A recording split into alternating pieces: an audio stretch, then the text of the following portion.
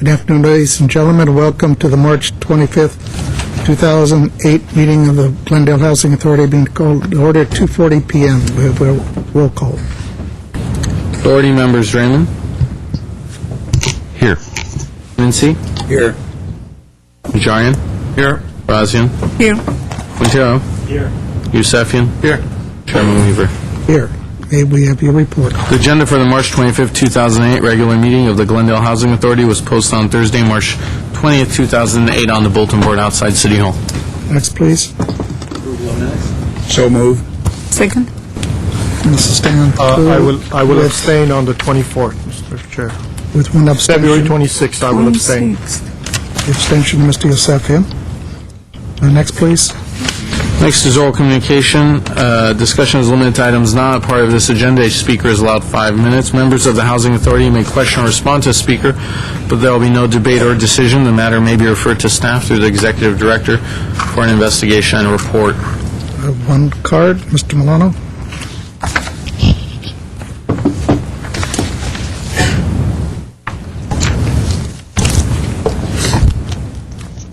Good afternoon, members of the Housing Authority and city staff. My name is Herbert Milano.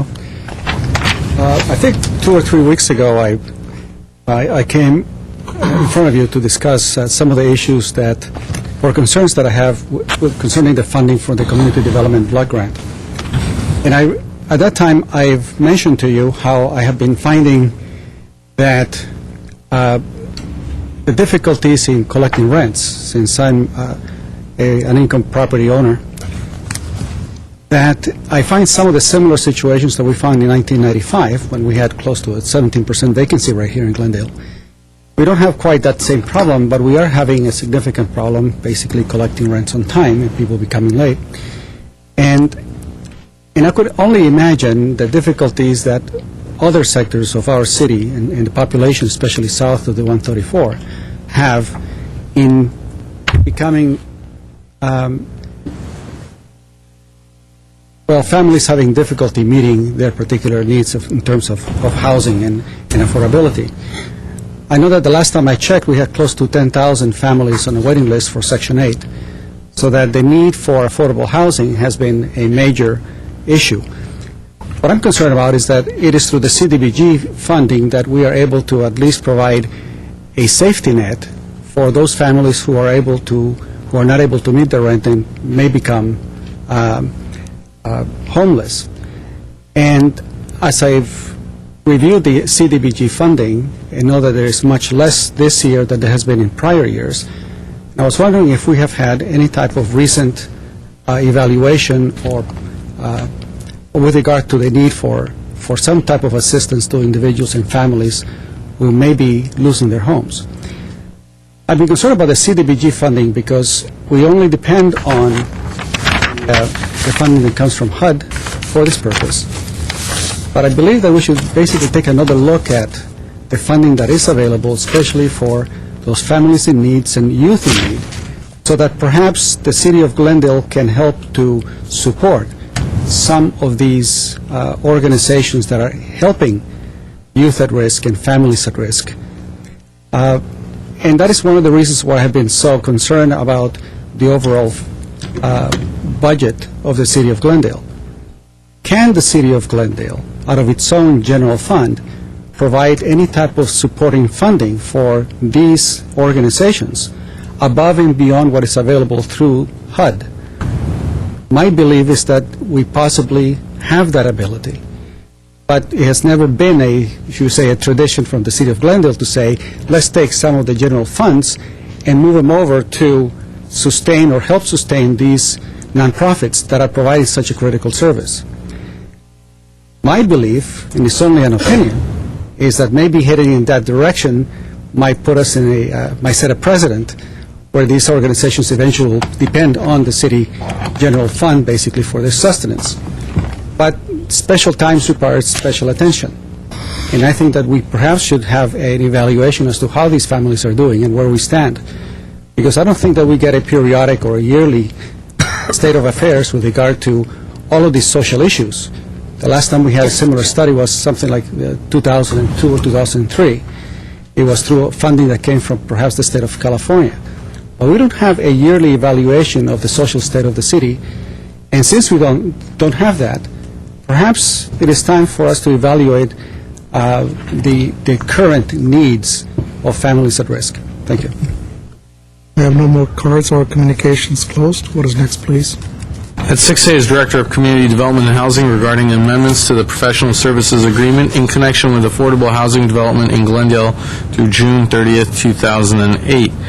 At A1 is motion approving change order for Kane, Balmer, and Berkman in the amount of $53,000. Total contract amount is $183,000. At A2 is motion approving change for Tierra West Advisors in the amount of $35,000. Total contract amount $63,000. And at A3 is resolution appropriating $88,000 to provide funding for the change orders. Mr. Mincy? I would like to move A1, 2, and 3 because with all the housing projects we have going now, we need more and more of their legal help. Is there a second? Steve Seppian? I have some issues with this.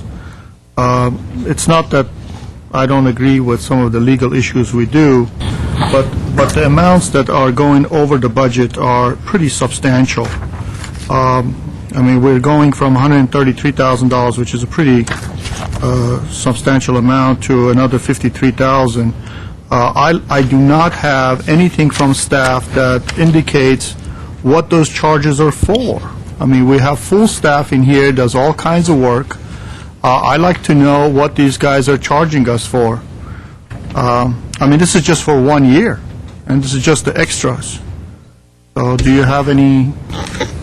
Yes, Mr. Chair, members of the Housing Authority. Could you please break them down? I mean, Tierra West is a different, and tell me what is it that they provide? 2 amendments to 2 professional service agreements. Okay. Tierra West Advisor is How's the what? Housing Authority's economic consultant. Okay. What we are proposing is to revise or amend their contract from $28,000 for the year to... 63,000. Correct. Therefore, it's an additional $35,000 being requested on their contract. Right. They provide economic analysis on all the affordable housing projects. Most recently, the authority received quite a bit of information from Tierra West Advisors on the Algemac Affordable Housing Project and the value that they brought to the process on that one. The second contract amendment is being proposed for the Housing Authority's legal counsel, Kane, Balmer, and Berkman. What you had previously with them, though, was a 2-year contract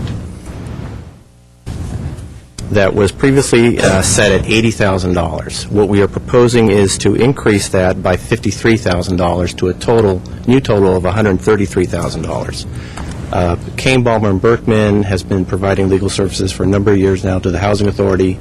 Back in 2006, we went out for bid on their services, and again, they came back as the lowest responsible bidder. They provide quite a bit of documentation and creations of all the agreements and DDAs that we put together on these projects. And when did you go out for bid on this? We went out to bid on legal services back in April of 2006 and on economic services in December of 2006. Okay, and your additional $53,000 is for an extension another year, or No, it's to just to complete pay? what we anticipate for this fiscal year. That means until June of this year. Correct. There's quite a And- bit of projects going on. And What do they charge per hour? They charge less than $200 an hour. I would say that it's in the $140 to $150, $160 range for their principal attorney, Deborah Rhodes, who's been in a number of Housing Authority meetings as well. Okay, and the Tierra needs another $35,000 just to do additional work, or these are work that has already been done? To do additional work that we anticipate between now and the end of the fiscal year. Or? The number of affordable housing projects that have yet to be brought before the authority, the final DDA on the Dorn Phase 2, the final on the UCP DDA on 6200 San Fernando, any new projects that might come along between now and then. And we have been using them for how long? Which group? Tierra West? Yeah. Tierra West for approximately the last 2 years. Before that, it was Rosenow Spevacek Group. Okay. And before that, it was Kaiser Marston. Yes, and we still have Kaiser Marston as well as Those are another the primary economic group. consultant. We've just not What had do they any... charge? What does Tierra West charge? Tierra West bills charges for their principal, I believe, are in the $120 to $140 an hour range. And you don't have an attorney in your office? Not in our office, although we do work very closely with the city attorney's office via Mike Garcia. Right, but he doesn't do your DGAs and all No. this stuff? No. So you don't have your specific attorney? He provides a backstop and a review. Right. But that's what Kane But he Balmer doesn't, does. Kane Balmer actually does the creation of the documents, and that's something they have a lot of expertise in. They've had expertise So in the that area for a lot of years. 188,000 will be for the 2-year period? Yes. Ending in June. So that's almost $90,000 a year. It's actually, if I'm not mistaken, it's $133,000, so we're adding $53,000 to the $80,000 contract. Okay, so 133,000. Yes. So, And the additional money that needs to be Oh. appropriated is 88. So there's already still some remaining budgeted funds, but they need to appropriate 88,000 to finish out the year. And I'm sorry, I stand corrected. It is 183 for the completion of the 2 years. Right. okay, so it's 90, so Scott, is $90,000 a fair amount for an attorney? At the rates that Mr. Zovac just quoted you, that's very reasonable, What do you particularly think? with firm with this level of expertise in this particular area. What do you think, Ara? I'd like to go to Mr. Quintero. He's been waiting to speak. Yeah, okay, I don't have a problem with the legal advisor, but I've never understood our economic advisor. We have a director of community development, we have an assistant director of community development, we have Peter Zovac in charge of housing, have a new gentleman that we've hired. We have multitudes of staff. Why we have to pay tens of thousands of dollars for an economic advisor is beyond me. And specifically, I find it hard to believe that some of the people that I mentioned aren't capable of taking some classes. We can pay for it so that we can do our own economic, whatever it is that we do, economic studies. So anyway, I'm very much opposed to this. I was opposed when Kaiser Marston was doing it, and I just don't see that we need to use this money. I'm still not convinced that we need to pay someone to do, quote, economic, to do the numbers. Would staff like to respond? Well, I will say that the economic consultant contract is certainly much less than what the legal services contract is. And with the hire of the housing project manager, there's been quite a bit of economic analysis that's been completed in-house. There's still some level of economic analysis that's still required to be done by the consultant. We don't see the involvement of the consultant as much as what we anticipate for legal services, but we do need that as a backstop. Well, like I say, legal services, I can see that, but economic advisor, I've never understood why we're continually paying tens of thousands of dollars for something that it seems to me the staff can do just as well, or learn how to do it. If the director, assistant director, director of housing, the new person, if no one is capable of doing this, well, then take some classes so we can find out how to do it. Starbird? Well, let me tell you the value I think they bring, I mean, because you have people on staff who know numbers and can read a pro forma, but the value they bring is they will see lots of projects across Southern California. Thinking in redevelopment, the role that you see Cal Hollis play. These housing people play the same role. Yeah, we can read a pro forma and we can see something we think is out of whack, but you'll have an argument by a developer that no, this is appropriate, it should be a certain way. An economic consultant will bring you a perspective of lots of projects across Southern California because they'll be involved in multiple projects. They'll know what generally a particular type of project can expect within a range that's reasonable. Your staff can read a pro forma, we can see things that may concern us, but we won't have the kind of experience in multiple agencies with multiple projects. And that just has a value to it. We could probably do it without it, but I frankly think that we'd be less effective in negotiations and evaluating pro formas for you without that kind of input.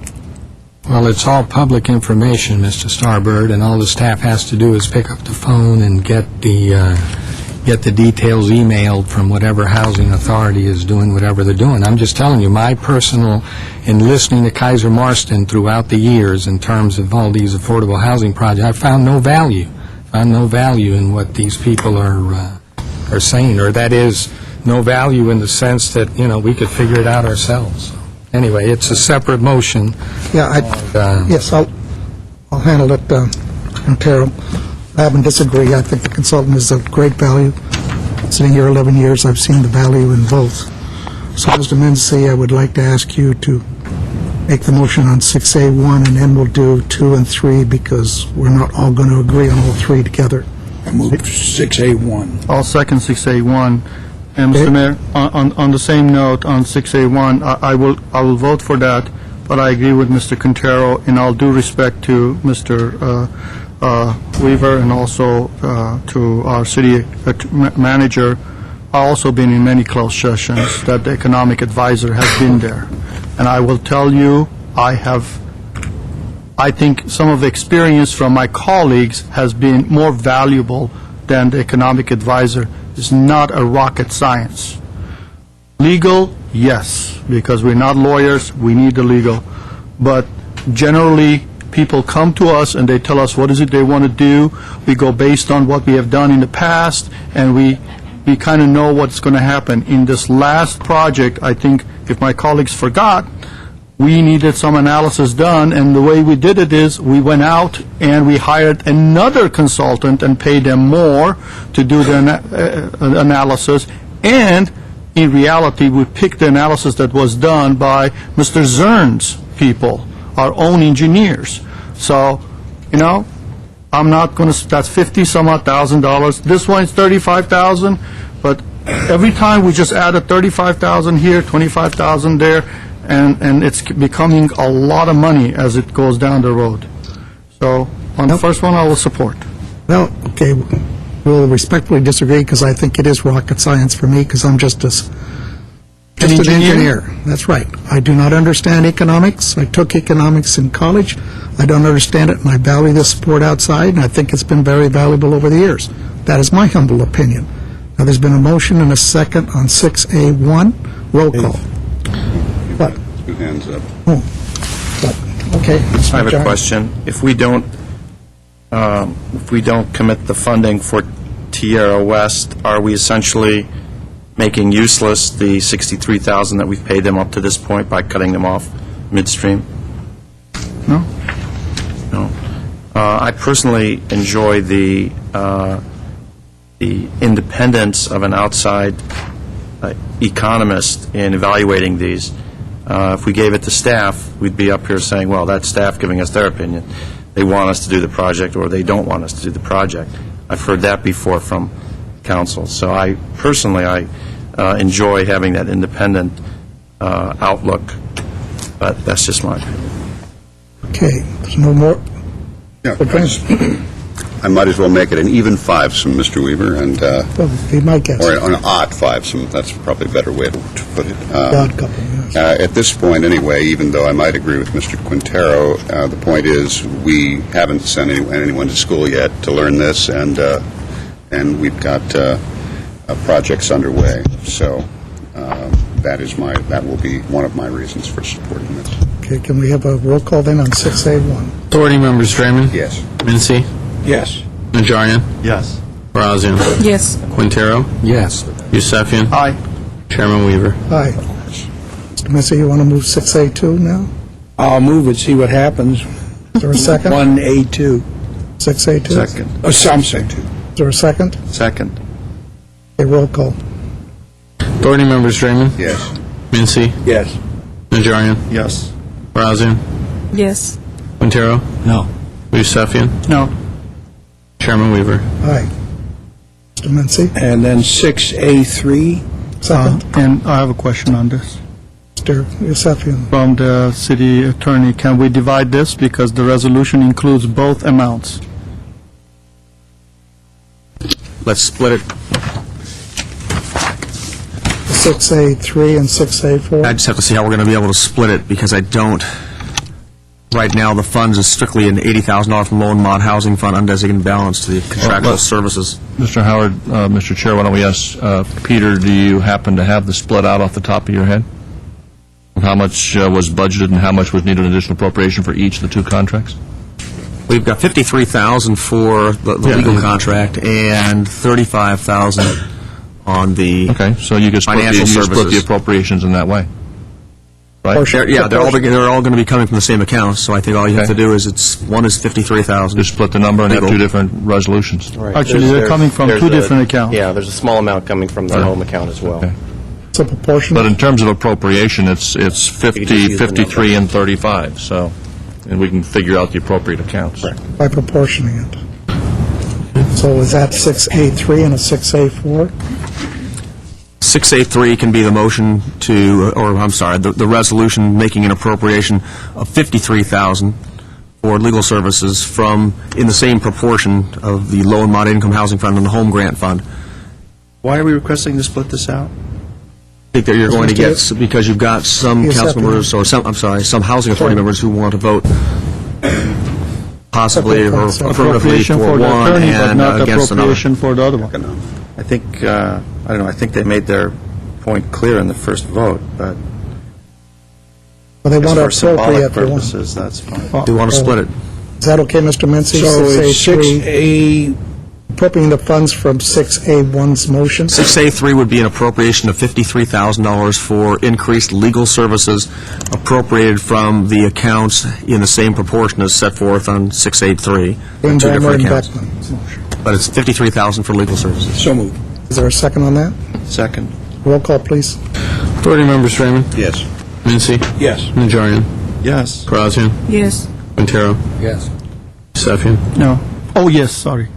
This is the legal, sorry. Yes. Chairman Weaver. Aye. And now I'll move the second part. The second 6A4. resolution of appropriation will be in the sum of $35,000 for financial advisory services, again, in the same proportion as set forth in 6A3 from the Low and Mod Housing Fund and the Home Grant Fund. Tierra West Advisors.